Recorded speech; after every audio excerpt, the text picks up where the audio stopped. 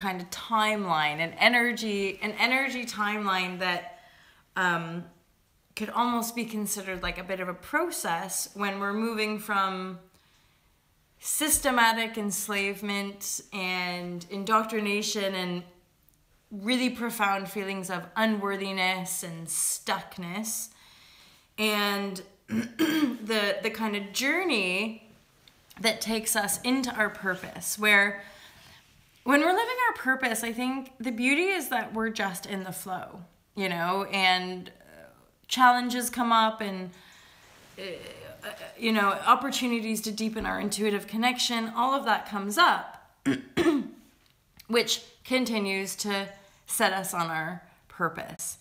And what's amazing about, you know, living in the flow and living with the intuition is just how fluid and flexible your life becomes, because, you know, we can act out in ways and be guided in moments, and yet even in that guidance we can be rerouted, but the rerouting is still part of the flow and part of living our purpose, right?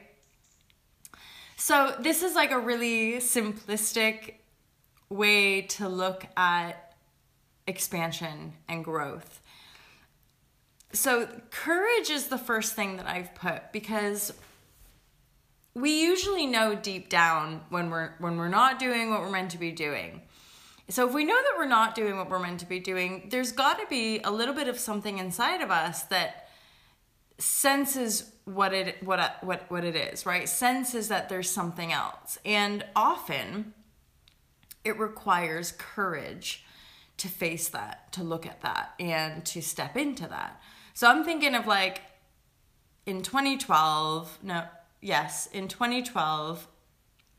I started playing around with vlogging.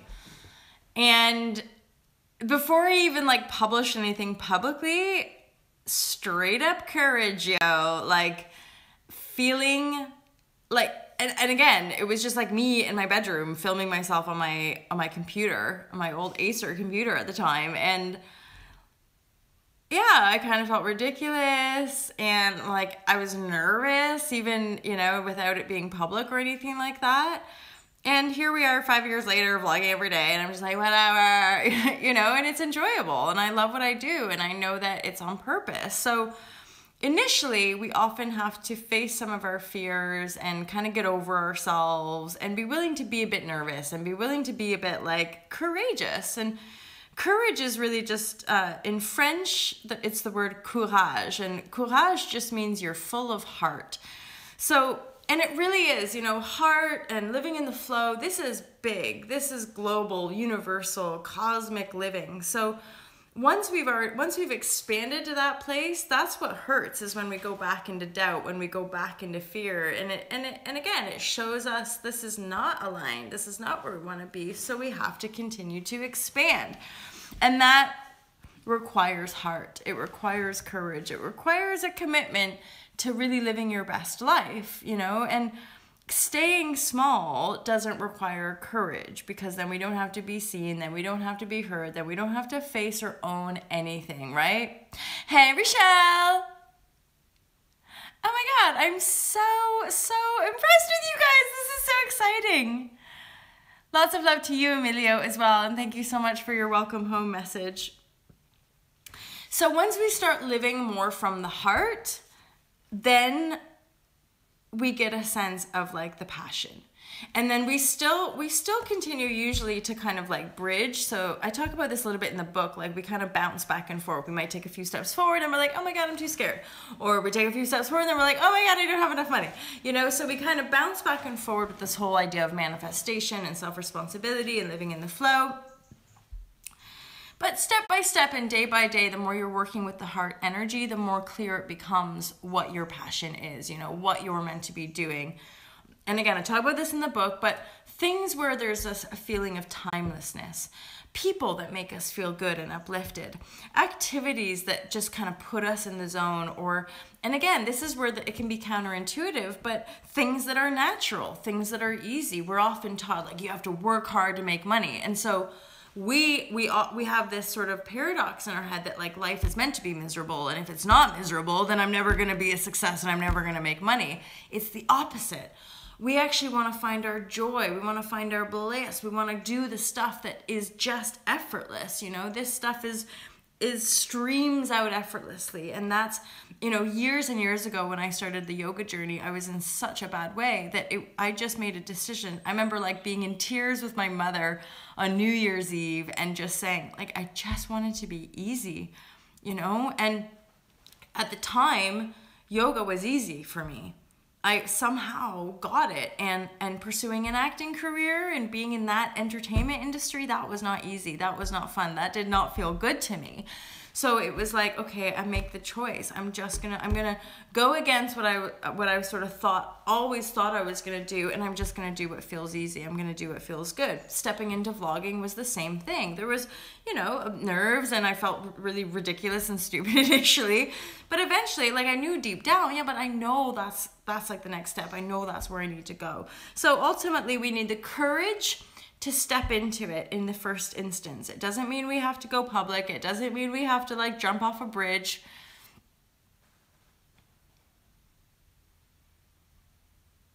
Okay. Oh yeah. Okay. I'm gonna look into that. Thank you for commenting. Okay.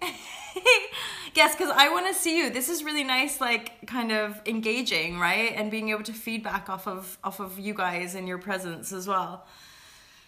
And then, so you're feeling into the heart, and then you start to become more passionate, and then you start to become more fearless, and then really, ultimately, you recognize and you can feel like, yes, this is my purpose. And here's the beautiful, compassionate reality.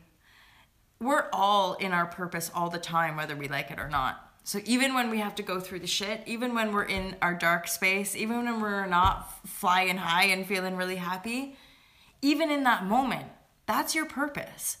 You know, I can't look back at my life and say every time I had an emotional storm, every time my life looked like it was falling apart, that was not on purpose. You know, that wasn't part of it. Like I have to regret that, or I have to try to undo that. No. You know, the suffering, the mistakes we make, that is all part of us working ourselves out. So the more detached we can be about our own life and about the opinions of others, the more we can really get to know our feeling space and begin to pioneer our reality from that feeling space. It's just practice. It's continual practice, and it's a continual permissioning for you to be joyful.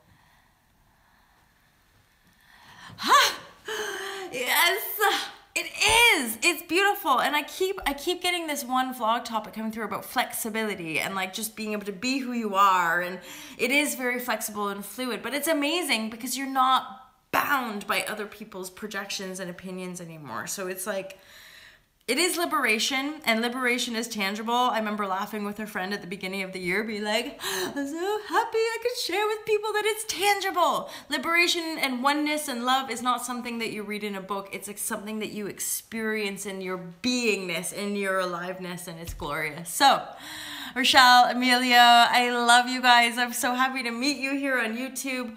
Rochelle, I'm going to have a look at that comment that you said about an app that I can get that helps me be able to see you guys and like work on that level. So thank you so much for showing up today. Love you loads. Have an awesome day, and I'll speak to you guys real soon. Bye.